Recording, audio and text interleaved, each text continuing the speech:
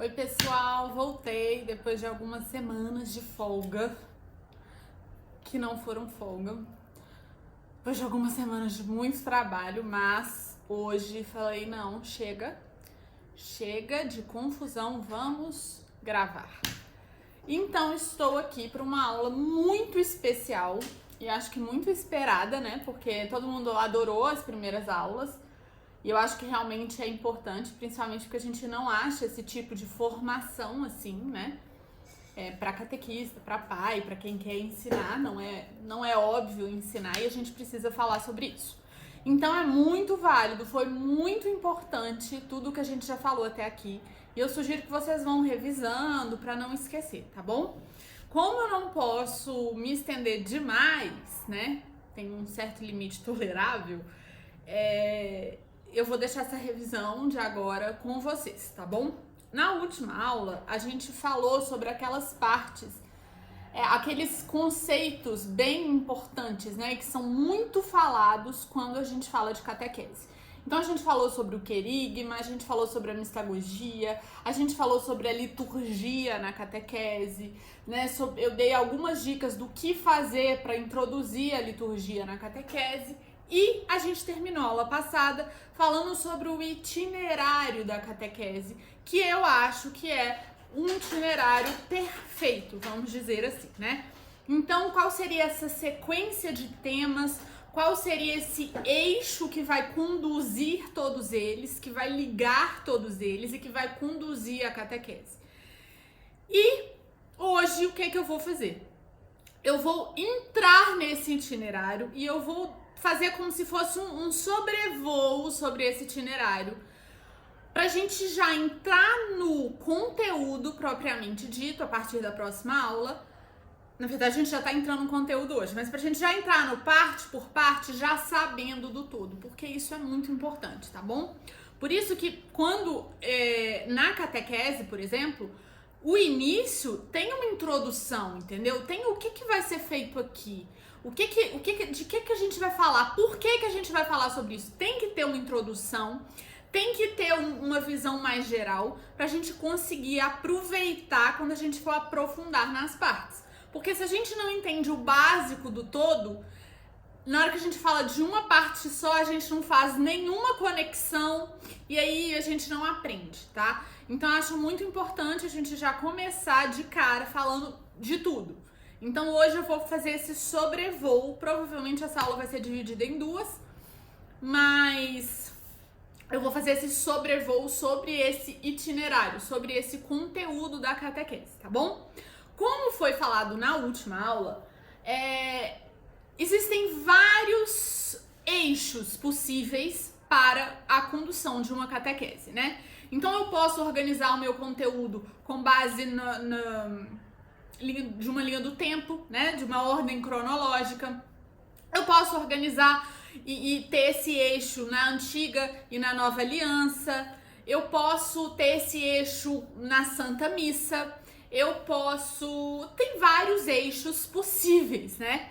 E eu já falei também, vou repetir 1000 vezes, provavelmente, até o final desse curso eu vou repetir isso 1000 vezes, mas o eixo que eu mais gosto, porque eu acho que é um eixo que liga tudo muito perfeitamente e liga muito essa história que é contada, a história que é apresentada, à nossa vida, é o eixo do chamado universal à santidade. Então é com base no chamado universal à santidade que eu organizo esse cronograma e que eu conto essa história, né? De novo, o curso completo de catequese, do começo ao fim, ele conta uma só história.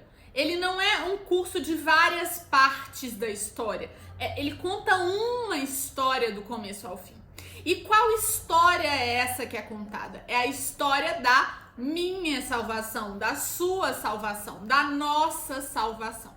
Então a história da salvação, ela é o grande tema da primeira parte desse curso de catequese. Ela é o grande tema desse primeiro módulo, vamos dizer assim, que é realmente explicar o que é essa história da salvação. Então, o que existia no início, o que aconteceu no meio do caminho para precisar de uma salvação, o que aconteceu até que essa salvação de fato acontecesse, chegasse até nós, e o que é essa salvação. Então a história da salvação é esse tema central do primeiro módulo. E o segundo módulo é, ok, eu ganhei a salvação me foi dada, mas como fazer uso dela? Como de fato ser salva? Como de fato ser santa? Como? Quais são os meios que eu tenho hoje para me ajudar a alcançar a santidade, a salvação? Então esse é o segundo módulo, né? Então o segundo módulo a gente fala desse como se salvar hoje, como ser santo, né? E no primeiro a gente vai falar do o que aconteceu, né? Então são esses dois grandes módulos assim nessa divisão desse itinerário e a gente vai falar um pouco mais sobre eles, tá? Então a gente vai falar um pouco mais sobre essa história da salvação e este como. Tá bom? Vai ser realmente um resumo, como se fosse uma revisão antes de dar o conteúdo. Tá bom? Vai ser, não vou aprofundar em nada, mas vai ser um sobrevoo geral. Para quem não tem essa história da salvação tão clara, passe a ter, tá bom? Pra colocar no lugar algumas peças aí que eu tenho certeza que vocês já têm, mas que ainda não devem estar ordenadas. Então é como se esse quebra-cabeça todo mundo já tivesse em casa, mas deve ter gente que nunca montou esse quebra-cabeça. Então eu vou fazer esse sobrevoo pra gente montar o quebra-cabeça e vendo a imagem inteira, a gente falar de cada parte dela depois, tá bom? Então, gente, o início de tudo não pode ser outra coisa do que Deus. Por que a gente não pode começar de... Porque ele é em si o início, tá? Deus é o início porque Deus sempre existiu. Não teve um momento em que Deus vem à existência. Deus não foi criado, Deus sempre existiu. Não existe mundo sem Deus, não existe uma época em que nada existia, nem Deus. Isso não existe. Deus sempre existiu, ok? Então ele é o início de tudo. E a gente tem que começar entendendo um pouco quem é Deus, né? Se ele é o início de tudo, eu tenho que entender quem é ele, para eu começar a história realmente lá do comecinho. Quando a gente fala quem é Deus, a gente às vezes esbarra em muitas ideias erradas, né? Que estão misturadas a um monte de crenças e falsas de hoje em dia. Então a gente já tem que deixar claro o quê? Que Deus, ele é o universo? Não. Deus é uma energia? Não. Deus é uma ideia? Não. Deus é pessoa. Então primeiro eu vou entender que Deus ele é pessoa e que na verdade ele não é uma pessoa, ele é três pessoas em um único Deus. Este Deus uno e trino, e a gente vai entender o que é a Santíssima Trindade, ele tem diversos atributos, ele tem diversas características, né? Então Deus pessoa, ele tem várias características. Ele é justo, ele é misericordioso, ele é onipotente, ele pode tudo, ele é onisciente, ele sabe tudo, ele é onipresente, ele está em todos os lugares. Ele é amor, ele é uno e trino, são vários atributos, são várias características de Deus. E é importante que a gente conheça essas características, né? Ele é bom. Então, conhecendo a Deus, a gente já consegue entender um pouco. Gente, o ritmo vai ser bem acelerado, tá? Isso é um panorama geral. A gente vai falar sobre cada coisa com calma. Hoje não tem calma. Hoje é igual louca. Vamos lá. Conhecendo a Deus, sabendo quem Ele é, eu consigo já ter uma ideia do que esperar de Deus. Então, se eu sei quem Ele é, eu não vou esperar de Deus um mal. Porque eu sei que Ele é justo, eu sei que Ele é bom, eu sei que Ele é misericordioso, eu sei que Ele é amor.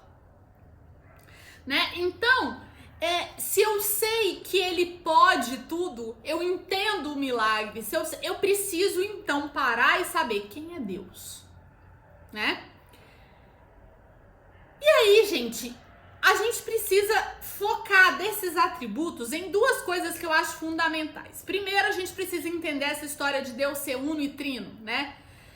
São 3 pessoas e um só Deus. Então, a gente de maneira alguma acredita em vários deuses, é um Deus, mas esse Deus é formado por 3 pessoas.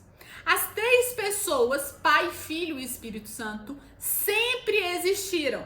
Uai, mas Jesus só não nasceu lá da Virgem Maria muito tempo depois da história? Sim, mas ele não é criado, ali ele se faz homem. Ali, além de Deus, ele se faz também homem. Então Jesus, enquanto Deus, ele sempre existiu. Mas em um determinado momento da história, ele passa a ter uma natureza dupla. Além da natureza divina, ele adota, ele ganha a natureza humana. Então, em um momento da história, Jesus se faz homem. Em um momento da história, Jesus ganha um corpo humano, né? Mas enquanto Deus, ele sempre existiu e ele sempre esteve junto do Pai e do Espírito Santo. Então, as 3 pessoas da Santíssima Trindade, elas são igualmente Deus. Não existe uma hierarquia de poder, de importância na Trindade. Elas são igualmente Deus. Mas, ao mesmo tempo que são igualmente Deus, são pessoas distintas entre si, né? Eu sei ali quem é o Filho, eu sei quem é o Pai, eu sei quem é o Espírito Santo. Eles são distintos, mas eles são igualmente Deus. Sendo distintos, eles ainda são inseparáveis. Então é uma coisa meio difícil da gente imaginar. Santo Agostinho fala que entender completamente a Trindade é a mesma coisa de querer colocar o oceano num buraquinho de areia. Não cabe, então não dá pra gente entender 100%. Mas tem uns exemplos muito bons que ajudam 100%. Mas a gente só vai ver isso mais pra frente, tá bom? Então Deus é uno, Deus é trino e Deus é amor. Eu gosto sempre de parar nesse ponto. Deus é amor. Esse ponto hoje, ele é meio interpretado errado, não é? Por quê? Oi, Tetel. Eu tô dando aula. Deus é amor. Eu não acho que a má interpretação desse ponto se deve muito a não entender quem é Deus, mas também a não entender o que é o amor. Hoje em dia o amor é muito incompreendido, não se sabe o que é o amor. Então a gente acaba não entendendo isso, né? Deus é amor. Muita gente justifica, né, várias coisas que são completamente contra a fé católica com esse ponto, Deus é amor. Então eu gosto sempre de entender o que significa isso, o que significa Deus ser amor, né? O que é este amor de Deus? Como é este amor de Deus? Quais são as características deste Deus que é amor, né? Então eu sempre paro e falo bastante sobre esse amor de Deus. E o que é isso pra gente entender aqui? Deus, ele é o amor. Ele é amor. Então é como se ele fosse feito de amor, né? É como se como ele é feito de amor, tudo que sai de Deus só pode ser amor. Porque é como se o amor fosse a matéria, né, da qual Deus é feito. Mas o que é o amor? Esse amor que é Deus é o amor perfeito. É o amor que a gente deve buscar. A gente deve buscar amar com este amor de Deus. Então, quais são as características desse amor? Como é que eu posso visualizar este amor para eu entender isso melhor? Tem algumas características, né? Que isso tudo, gente, tá no catecismo, tá bom? Mas eu falo de uma maneira mais simples, mas tá tudo lá. Então, quais são as características desse amor que a gente precisa entender? Este amor de Deus, ele é incondicional. Então, Deus não coloca condições para nos amar. Este amor de Deus, ele é eterno. E ele também é pessoal. Então Deus não ama a humanidade como um grupão de pessoas, ele ama pessoalmente a cada um. Ele chama pessoalmente cada um à existência, não é? Ele sabe quantos fios de cabelo tem na minha cabeça, tem na sua cabeça. Então o amor de Deus é pessoal. E sendo amor, Deus cria todas as coisas. Com a criação do mundo, a gente começa a entrar no ponto em que Deus começa a se revelar. Como assim? Eu só posso estar aqui hoje dizendo a vocês sobre quem é Deus, porque um dia Deus se apresentou a nós, né? Um dia Deus resolveu contar ao homem quem ele é. E esse dia começou com a criação. Então, quando Deus cria o mundo, quando ele cria todas as coisas, a própria criação já diz sobre Deus, sobre este Criador, né? E o que a gente observa? A gente observa que tudo que ele cria como sendo bom. Então, no livro do Gênesis, a gente vê tudo que ele cria, no final fala, e ele viu que era bom. Então, a criação nos mostra essa bondade desse Deus, a criação nos mostra a perfeição deste Deus, a criação nos mostra o amor de Deus, que cria todas as coisas sendo boas. E no meio do bolo da criação, no sexto dia, Deus cria o homem. Ele não ia criar o homem diferente de todo o resto, no sentido de, ele não ia criar o homem não sendo bom, não é? Ele também cria o homem bom. Por quê? Pensem que ele é amor, então a criação é como que um transbordar deste amor de Deus, né? Deus é amor e ele é tão cheio de amor que esse amor transborda. E esse transbordar desse amor de Deus é a criação do mundo.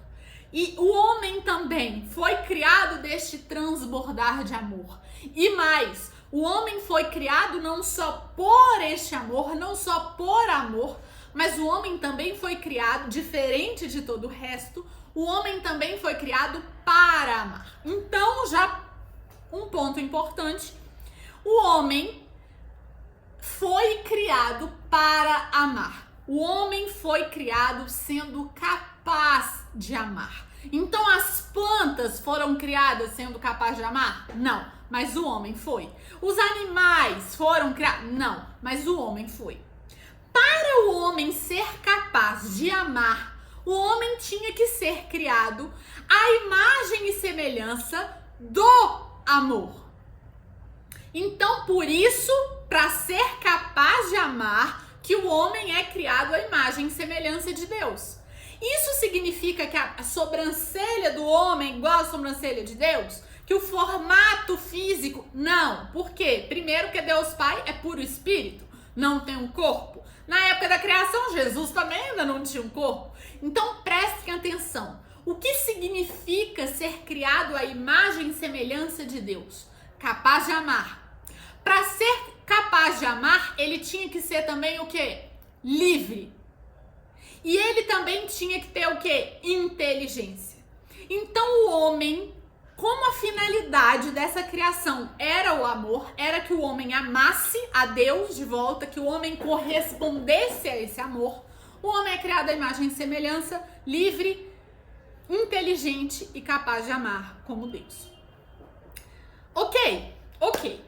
Só que, nossa, tudo lindo, tudo maravilhoso, Deus criou tudo, Deus criou o homem, blá, blá, blá, beleza, né? Deus começa a se revelar a esse homem, né? Porque ele convive com esse homem criado, com a mulher criada, ele se apresenta, eles vivem numa amizade perfeita, né? Deus visita o homem no paraíso, percebam, esse paraíso que o primeiro homem e a primeira mulher moravam, não é o céu que a gente fala hoje em dia, mas eles ali naquele paraíso, eles viviam em perfeita harmonia e amizade com Deus. Tava tudo lindo, tudo maravilhoso. Só que uma hora deu ruim. Por que que deu ruim?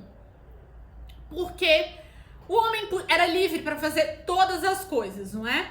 Só que liberdade não é igual a permissividade, né? Então, liberdade não é eu sou livre, eu posso fazer o que eu quero? Posso, mas eu devo? Não. Então, quando eu me afasto do bem, eu, na verdade, tô usando mal a minha liberdade e eu perco a minha liberdade, porque o mal me escraviza. Isso é meio difícil de entender, mas mais pra frente a gente vai entender. Enfim, o que aconteceu foi, Deus pede que a única coisa que eles não deveriam fazer, por quê? Porque não seria bom pra eles, é comer do fruto da árvore do centro do jardim. Era uma maçã? Não. Era a árvore do conhecimento do bem e do mal. Por que eles não deveriam fazer isso? Porque quem é o único que detém o conhecimento pleno do bem e do mal? Deus. Então, se eles comessem da árvore do centro do jardim, eles estariam querendo ocupar o lugar de quem? De Deus. Isso é uma coisa que faz bem pra gente? Pra nós humanos que não somos Deus? A gente pode ocupar esse lugar? Não. Só que a serpente, né, que representa o mal, o diabo, ela tenta o homem e a mulher. Ela tenta a mulher e aí todo mundo cai na dela. Falando o quê? Que não era verdade. Que eles, se comessem ali, eles seriam como deuses. E aí o rei na barriga do ser humano já nasce ali naquele momento. E aí o reizinho da barriga fala, ser como Deus, ser importante, meu Deus, eu quero nhaque. E aí começa a nossa história. Porque é aí, nesse momento do nhaque, que a gente passa a precisar de uma salvação. Por quê? Um exemplo bem bobo, tá, gente? Eu tô falando, eu não quero formar teólogo, porque eu não sou teóloga, né? Então, assim, não tá escrito no catecismo, no caso, esse exemplo, porque meus exemplos são para crianças, né? Mas é um exemplo, assim, que ajuda a gente a entender. O homem e a mulher, então é um como se, tá, gente? Pelo amor de Deus, é um como se, tá? Um como se que faz entender, então é válido. O homem e a mulher, antes do pecado, né? Antes de desobedecer a Deus, antes de pecar, eles viviam em perfeita amizade e harmonia com Deus. Não é isso? Em perfeita amizade e harmonia com Deus, então eles estavam unidos a Deus. Essa união com Deus, ela só é possível quando a gente tem um terceiro elemento. Quando a gente tem, né, Deus, homem e um terceiro elemento que serve como cola. Esse é um exemplo bobo, mas presta atenção, vocês vão entender. O que é a única coisa capaz de unir, de juntar o homem e Deus? A graça de Deus. Então a graça de Deus é como se fosse uma cola. É só quando a gente tem a graça de Deus, é só pela graça de Deus, é só quando eu estou na graça de Deus que eu me uno a Ele. Sem graça, sem união com Deus. E qual que é o único removedor desta cola? O que é que lava a graça, que me tira da graça, que me deixa sem graça e me impede de unir a Deus, porque eu não tenho graça? O pecado. Então, o que aconteceu? Não é que quando o homem peca, Deus fala, vou me vingar de você que me desobedeceu, ser humano tenebroso. Não é isso. Não foi Deus que fez nada, foi o homem, tá? O resto foi consequência desta ação. Por quê? Quando o homem que estava lá lindo na graça de Deus, cheio da graça, quando ele peca, a graça se vai. E sem a graça não tem como. Sem a graça não tem união a Deus. Então o problema começa aí. O problema do pecado é perder a graça. Entenderam? Deu ruim porque perdeu a graça. Lógico que não pode pecar, mas entenderam a consequência? Perde a graça. E aí não tem jeito, não tem conversa com isso, entendeu? É automática. Por exemplo, se eu tomo banho, eu vou me limpar. Eu posso querer tomar banho e ficar suja? Dependendo do banho. Enfim, vocês entenderam. Pecado lava a graça. Simples assim. Então, depois desse pecado, o que aconteceu? O homem continuou unido a Deus? Não continuou. Se separou. Com isso, o que Deus, vocês acham que com isso Deus virou e falou assim, problema seu. Você que fez, você que aguente, eu criei, mas agora eu não quero mais, vou viver minha vida aqui de boa, eu, Deus, Pai, Filho, Espírito Santo, tchau, ser humano? Não, gente, porque lembra do amor de Deus? Lembra que ele é incondicional? Lembra que ele é eterno? O amor de Deus não acabou com o pecado. Do mesmo jeito que hoje o amor de Deus também não acaba com o pecado. Então, se o amor de Deus não acabou, se o amor de Deus não diminuiu, e se Deus tinha criado o homem com qual finalidade? De ter com ele um relacionamento de amor. Deus continuou querendo o quê? Se unir ao homem de novo. Mas não é simples assim, não é? Porque essa marca, esse pecado original, ele abre a porta para o mal entrar no mundo, para a morte entrar no mundo, não é? Para o pecado entrar no mundo. Então não era mais tão simples, não dava para Deus balançar a varinha lá, a mágica que ele não tem, né? E voltar atrás, não é assim. Por quê? Porque se fosse assim, ele ia tirar a liberdade do homem. Então é muito complexo, porque ele quer o amor. Mas para ter amor tem que ter liberdade. Não existe amor sem liberdade. Então, ele tinha que arrumar um jeito de arrumar a bagunça que o homem causou, sem tirar do homem a capacidade dele amar. Sem tirar do homem a liberdade que ele tinha. Por isso, o que foi que Deus colocou em prática a partir deste momento? Um plano de salvação. Tadã! Aí começa o plano de salvação de Deus, que a gente já sabe que deu certo, não é? Então essa salvação que a gente precisava, essa salvação que o homem precisava, era o quê?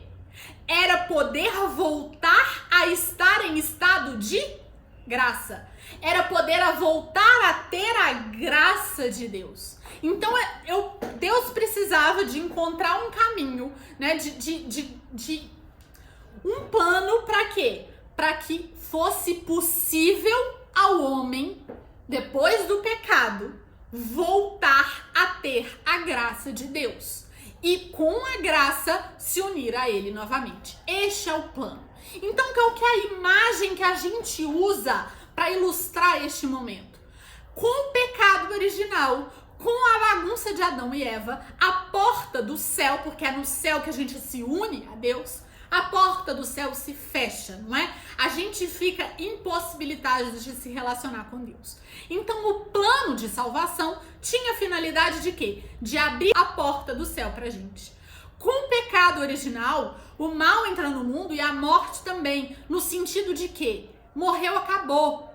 Quando a gente não tem graça, morreu, acabou, não tem união com Deus, não tem vida eterna, não existe, sem graça não existe.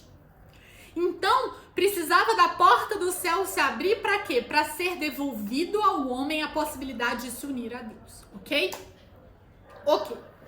E aí, que plano foi esse? Que plano de salvação foi esse que foi colocado em prática? Deus, ele se faria homem, viria para o meio de nós. E enquanto Deus, enquanto homem, por amor e livremente, se entregaria à morte, e se entregando à morte livremente por amor, ele venceria a morte, ele pagaria o preço dos nossos pecados e ele nos daria a possibilidade do perdão. E assim abriria as portas do céu pra gente. Só que adiantaria se Deus, no dia seguinte do pecado original, se fizesse homem, né? Jesus se fizesse homem no dia seguinte, e ninguém entendesse nada, e falou, gente, abre a porta, mas ninguém nem sabe que tá aberto, ninguém nem sabe o que tem que fazer, ninguém nem sabe como é que chega lá, ninguém nem sabe o que é céu, o que é santidade, ninguém sabe nada, esse povo sabe nada. Dava pra ser assim? Não. Porque Deus é paciente também, esse é outro atributo. Então Deus é paciente, ele faz as coisas direito, ele não é igual eu, assim, que quero tudo pra ontem, faz tudo mais ou menos. Não, Deus faz tudo muito bem. Então, nem sempre ele age assim de um dia pro outro, não é? Porque o tempo de Deus é diferente do nosso Senhor. Por quê? Mas enfim. Então, esse plano de salvação, ele pensa, Jesus vai se fazer, né? Jesus vai se fazer homem. Deus vai se fazer homem. Mas até isso acontecer, eu primeiro tenho que explicar pra galera quem eu sou. Eu tenho que explicar pra galera o que é o amor, o que é a santidade, o que é a vida eterna, o que é o pecado, como vencer o pecado, como viver corretamente. Eu tenho que fazer muita coisa antes de Jesus poder chegar e pum, abrir a porta do céu.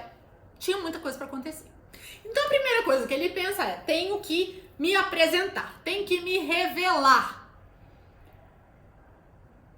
Ia ser organizado se Deus começasse a se revelar assim, ó, cada hora ele revela um trem pra um canto do mundo, ia ser uma bagunça, porque naquela época como que um canto ia falar com outro canto? Não ia ter jeito dessa história, né, desse quebra-cabeça ser montado. Então ele fala o seguinte, então eu vou fazer o seguinte, eu vou me apresentar para um povo específico, porque aí não tem bagunça, não é? Esse povo vai organizando essa revelação, que vai ser toda ali para ele, e depois, quando essa revelação já estiver completa, eles espalham isso aí que eu revelei pro resto do mundo. Ok? Ok, foi isso que ele fez.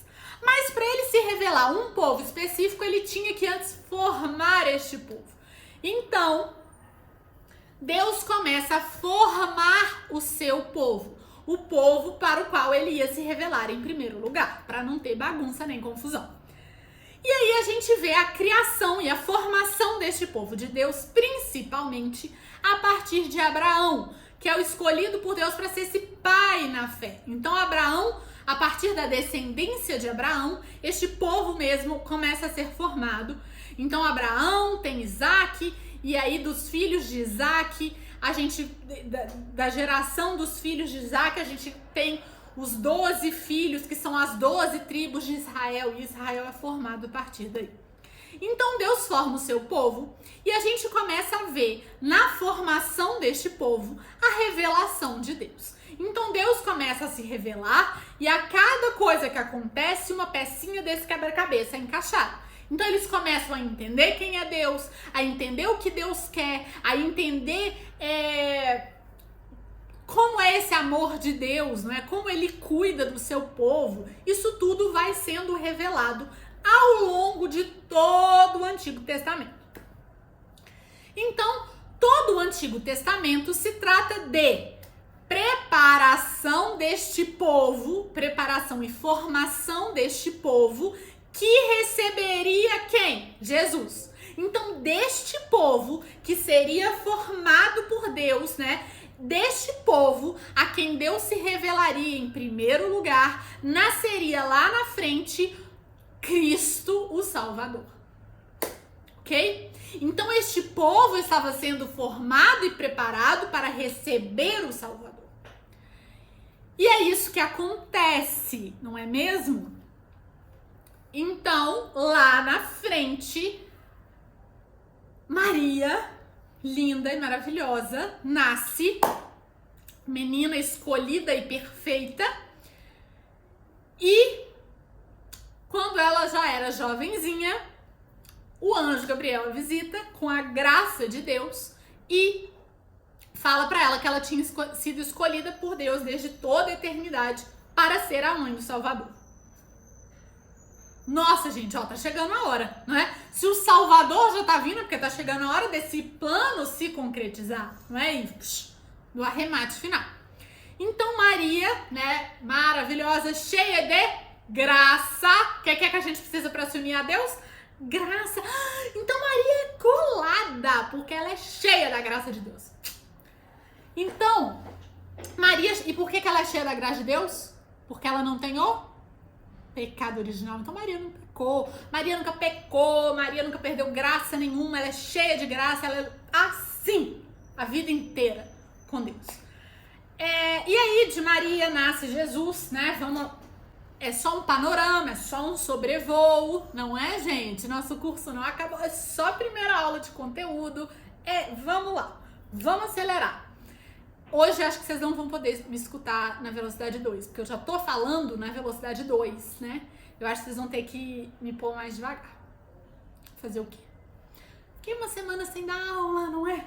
Então agora me aguentem. Vamos lá.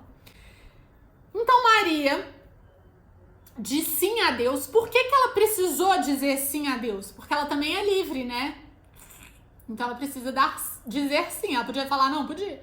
Mas ela, colada nele, né? Ia falar não, muito difícil. Enfim, ok. Maria diz sim ao anjo Gabriel, fica grávida de Jesus, casa com José, maravilhoso. E aí, Jesus nasce. Jesus nasce para nos salvar, não é? Sim.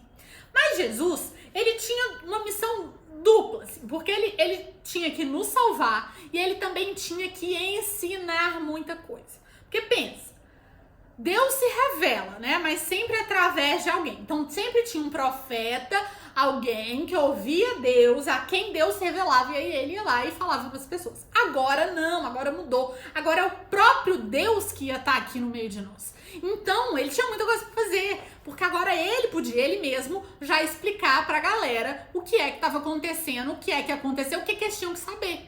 Então Jesus, ele veio para nos salvar e para nos ensinar. E aí, ele nos ensina de várias maneiras, não é? Ele começa a nos ensinar até antes de começar a falar para a multidão e para os apóstolos, porque ele já nos ensina na vida oculta dele, quando ele era criança, já dá pra gente aprender muita coisa.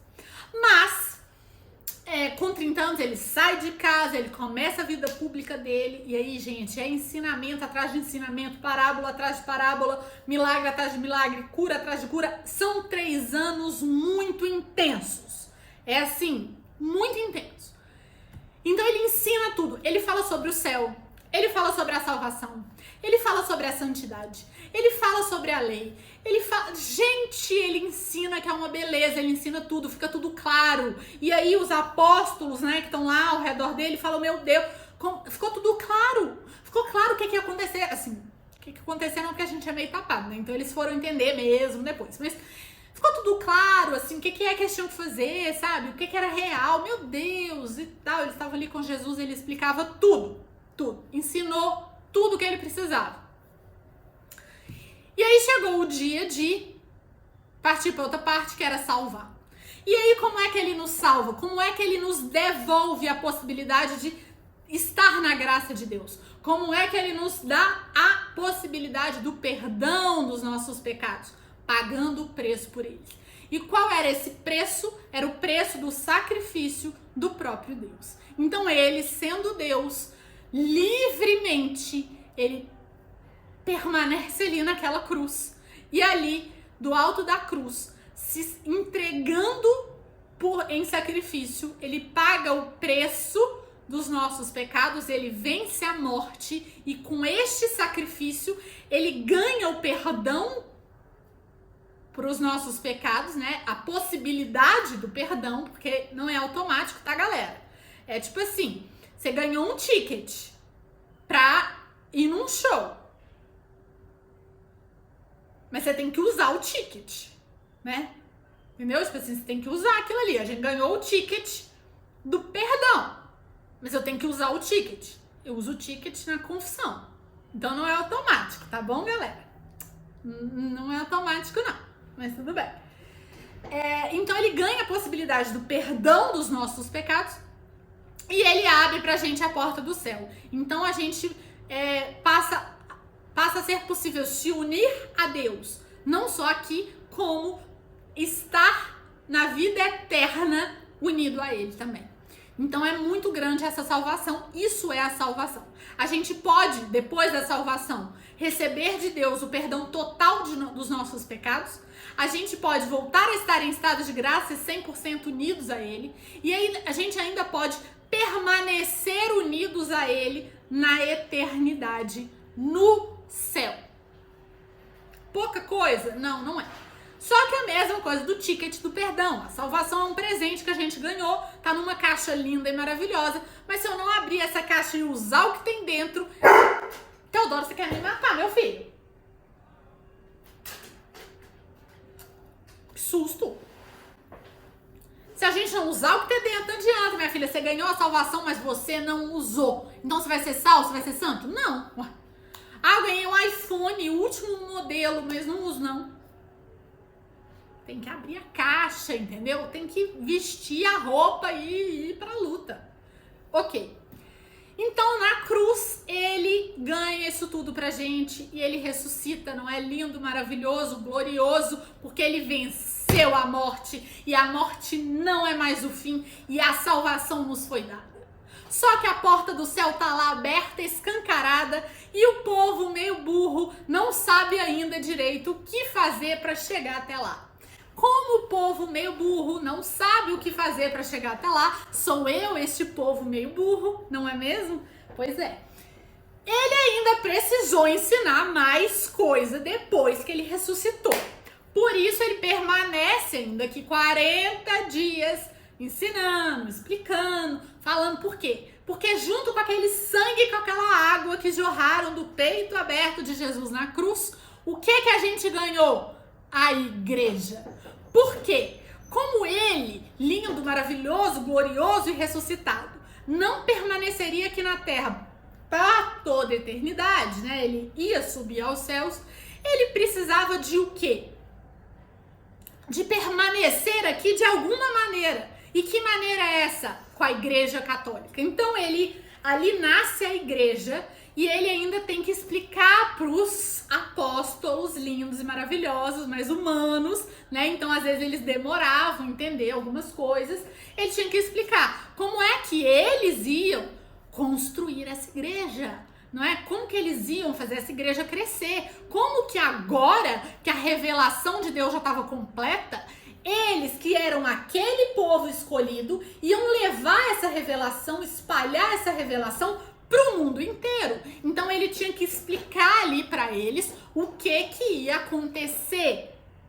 Então, ó, ressuscitei, galera, tô vivo, Tomé, pega aqui, sou eu.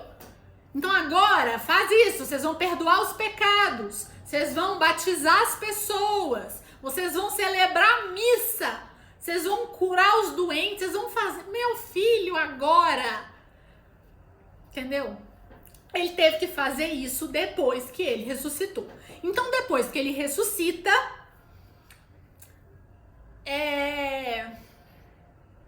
ele termina de ensinar o que ele precisava, né? Ele conta para os apóstolos qual era a missão deles e de todos os outros discípulos, né? Que era levar o evangelho a toda a criatura. Então levar essa palavra de Deus, anunciar o evangelho. Essa é a nossa missão também. E aí ele sobe aos céus, né? Ok, e aí 10 dias depois, e quando ele sobe aos céus, ele fala que ele ia, mas que ele ia mandar o Espírito Santo. E 10 dias depois chega o Espírito Santo. Pentecostes, os apóstolos recebem o Espírito Santo. E aí, na hora que a gente recebe o Espírito Santo, meu povo, acabou. A gente sai, a gente fala. E foi assim com eles. Eles saíram falando, todo mundo entendia aquela coisa maravilhosa, porque o Espírito Santo é maravilhoso, é avassalador. E aí, pronto, começou a boa nova a ser espalhada, a igreja a ser edificada. E pronto, estamos aqui firmes e fortes até hoje, graças ao Espírito Santo de Deus. Então, beleza, ok? Então, isso é a história da salvação, ok? Criação, pecado, liberdade, graça de Deus, o que aconteceu, plano de salvação, como forma um povo, se revela a esse povo, explica, vai lá, nasce Jesus, e aí, ensina, salva, abre a porta do céu, ensina mais um pouco, toma a igreja e agora é com você, igreja, é na igreja agora que a gente continua essa caminhada rumo ao céu. Então a primeira parte é essa, a primeira parte, a história da salvação é essa. Lógico que a gente vai ficar, dá pra ficar 1000 anos falando sobre a história da salvação, mas o panorama geral, o sobrevoo, né, assim, é quase um rasante na história da salvação, é esse aqui, tá bom? Então, desse jeito descomplicado, frenético, velocidade 3, não é? Assim, naturalmente. Mas é assim, gente, se não for dinâmico, não dá. tem que ser dinâmico mesmo. Vê 2 vezes, vê 3, sei lá, gente, põe no meio, velocidade meio, ou então velocidade 2, pra quem é louco igual eu. Mas essa história da salvação é sobre isso que a gente vai falar no primeiro módulo do curso de catequese / conteúdo mesmo, tá bom? E aí o segundo módulo é, ok, lindo, temos igreja, ganhamos a igreja. Então e aí? O que é que está aqui agora ao nosso dispor para a gente usar, para a gente chegar nessa porta maravilhosa que está aberta para nós, a porta do céu? Isso a gente vai ver no segundo módulo e isso a gente vai ver na segunda parte desta aula, ok? Então, primeira parte, e agora vamos para a segunda parte. Hoje eu não vou trocar de roupa porque eu vou gravar agora mesmo, então vocês vão me ver assim, desse jeito, daqui a pouco no próximo vídeo. Deixe os comentários, não economizem comentários, porque eu, por incrível que pareça, que eu tô aqui falando sozinha, né? Mas por incrível que pareça, não gosto de falar sozinha, gosto de comentários, tá bom? Faz muito bem. Então não economize nos comentários, falo que não entendeu direito, porque não deve ter dado pra entender nada, porque eu tô falando igual uma louca, mas entendam, é um panorama, é uma visão geral, é isso aqui. Agora vamos entender aos poucos nas próximas aulas, tá bom? Mas só pra gente não começar muito perdido, tá? Só pra dar algum sentido no que vai ser dito, tá bom? Então, até daqui a pouco na segunda parte dessa aula. Vou só tomar uma água e recuperar um pouco essa voz maravilhosa que Deus me deu. E eu já volto.